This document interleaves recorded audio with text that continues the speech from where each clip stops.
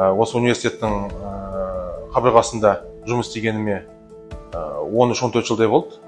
Соңғы 10 жылдың, сол уақыттың соңғы 10 жылында осы сутек энергетикасы бойынша зерттеулермен айналысып келе жатырмыз.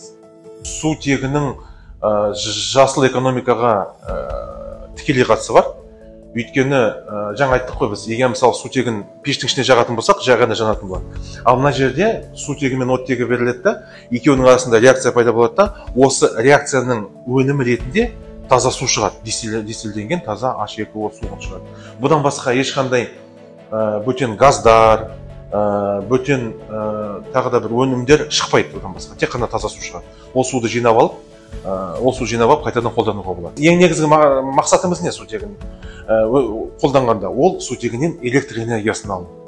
Енді энергетиканың бүкіл бағыты сол ғой. Мысалы, судың ағысынан болсын, желдің ағынынан болсын, мысалы, көмірдің жануынан болсын, біз электр энергиясын алу керекпіз. Вот сутегінен ең негізгі қолданымы сутегінің ол электр энергиясын алу. Бұдан басқа, мысалы, электр энергиясы қолжетімсіз жерлер бар ғой, мысалы, алыс шалғай жерлерде, сондай жерлерде де осындай отындық элементті қойып, сутегін қоятын болсақ, сол сутегімен ол электр энергиясын тудырып, сол жердегі станция бола ма, қандай да бір, немесе адамдардың бір место дислокацияда орналасқан жері бола ма, соған электр энергиясын беріп, мысалы, қазіргі кезде мынау электрониканы қуаттандыруға, сондай жағдайға мүмкіндік береді.